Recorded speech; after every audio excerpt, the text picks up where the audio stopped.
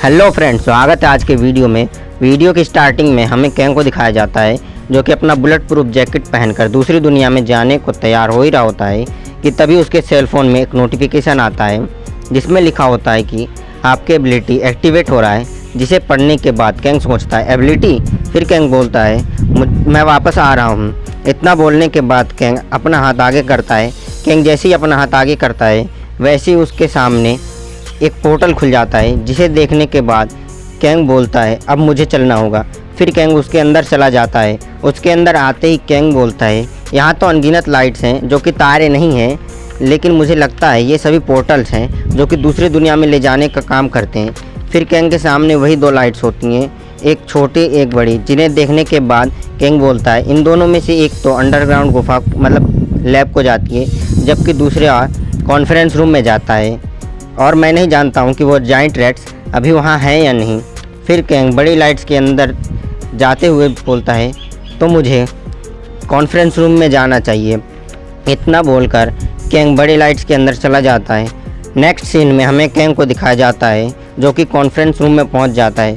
साथ ही उसके बगल में उसी के द्वारा बनाया हुआ पोर्टल होता है। फिर कैंग अपने हाथ में डैगर और पिस्टल को लेकर आगे बढ़ते हुए सोचता है सबसे पहले मुझे उन्हें ढूंढकर एक एक कर मारना होगा।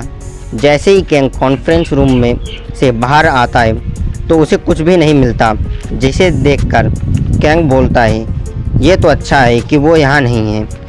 ऐसा है तो मुझे इस जगह को पहले छोड़ना होगा। इसके बाद कैंग बेसमेंट के दूसरे फ्लोर में जाते हुए सोचता है वो क्रिएचर इंटेलिजेंट तो हैं, तो मेरे विचार से वो अटैक करने के लिए सही समय का इंतज़ार कर रहे होंगे।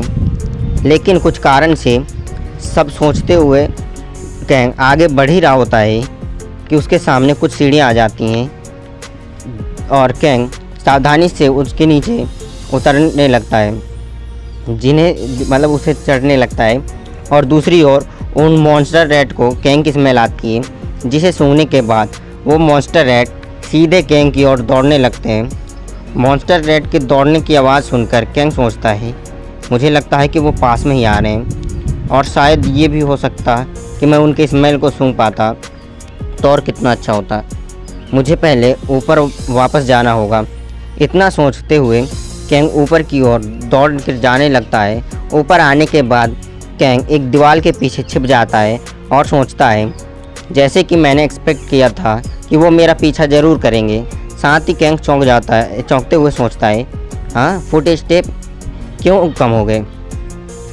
ये जैसा है कि मेरे पीछे बस एक ही मॉन्स्टर लगा हो। साथ ही कैंग ध्यान से आवाज़ सुनने की कोशिश करते हुए सोचता है मुझे पूरा भरोसा है कि मेरे पीछे दो मॉन्स्टर थे।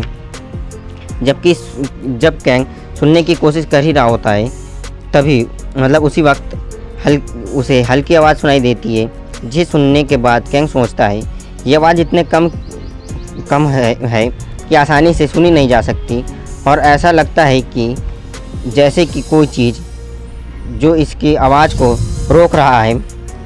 ये हो सकता है कि ये आवाज़ सामने के फर्स्ट फ्लोर के टूटे हुए एलिवेटर से आ रहा हो। कैंग के अनुसार वो दो मॉन्स्टर इस तरह से हैं कि मॉन्स्टर ए जो है वो सीधा सामने से आ रहा है और जो मॉन्स्टर बी है वो एलिवेटर में छुपा हुआ है। फिर कैंग सोचता है ऐसा है तो मैं उनका सामना नहीं कर सकता क्योंकि वो मुझ पर अटैक करने के लिए सही समय का इंतज़ार कर रहे हैं। लेकिन वो मॉन्स्टर रैट कर क्या रहे हैं? कई इंसानों की तुलना में मैं अकेला उनका क्या बिगाड़ सकता हूँ। फिर कैंग को एक ख्याल आता है और सोचता है अब जब मैं जानता हूँ कि वो कहाँ हैं तो मुझे इसका इस्तेमाल करना होगा, मतलब सही से इस्तेमाल करना होगा। फिर कैंग एक पत्थर उठाते हुए सोचता है मुझे उम्मीद है कि इन मॉन्स्टर की कोई तो कमज़ोरी होगी। इतना सोचकर कैंग उस पत्थर को अंदर की ओर फेंक देता है। साथ ही तेज़ी से अंदर की ओर भागने लगता है और वो मॉन्स्टर भी तुरंत आवाज़ सुनकर उस पत्थर पर अटैक कर देता है और कैंग उस मॉन्स्टर पर गोली चलाते हुए कहता है ये लो ये गोली खाओ।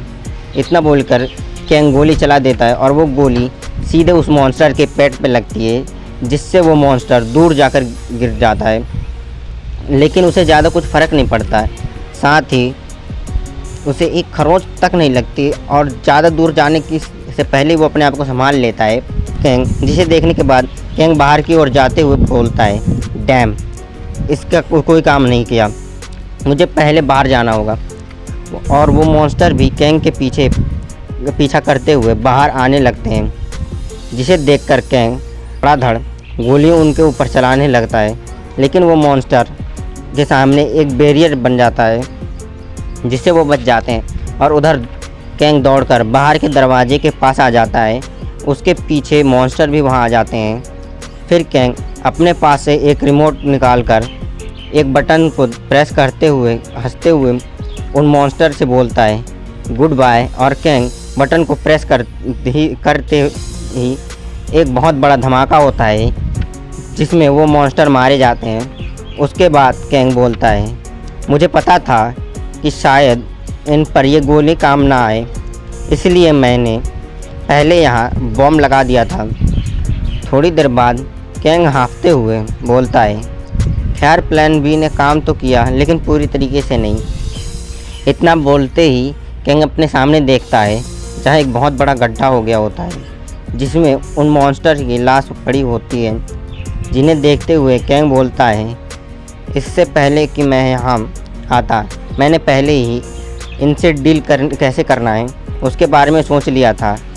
जैसे ही अच्छे तरह से किया, इतना में उन मॉन्स्टर के अंदर से पहले की तरह लाइट्स बॉल निकलती हैं, जिन्हें देखकर कैंग बोलता है, फ़ोन ने इसके बारे में क्या कहा था कि वह लाइट बॉल माना है।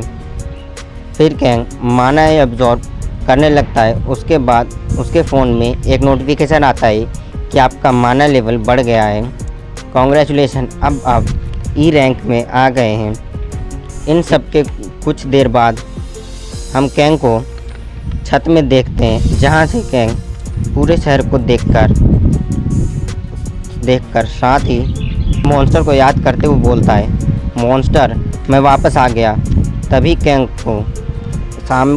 की नज़र सामने दूर एक काफ़ी बड़े मॉन्स्टर पर पड़ती है, जिसे देखने के बाद कैंग बोलता है, ये लगभग आम घरों की से 7 गुना बड़ा मॉन्स्टर है। फिर कैंग कुछ लिखते हुए बोलता है, 12 बजे की दिशा एक अच्छी और बड़ी होती है। इसी के साथ ये वीडियो यहीं ख़त्म होता है और अब मिलेंगे अगले वीडियो में। तब तक के लिए bye bye, be support me.